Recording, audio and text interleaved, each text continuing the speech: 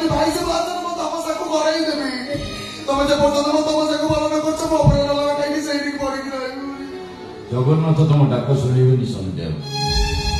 कहीं मु भी डाक डाक थकी गली ठीक ट्रिटमेंट है ठीक मेडिसिन चलती हेले मो बुझी पड़नी एपर्यंत से संपूर्ण सुस्थ होनी कहीं मु सुस्थ हुए न हुए मो पई आपण व्यस्त हवा दरकार नहीं बाबा मते खाली आपण एतिकी कहंतु आम घरर टोटल प्रॉपर्टी आपण को दिन मो नारे विल करिवे मो सा तमे कोन कहलो प्लीज आउ थके कहलो तमे मो बाबा को पचाछे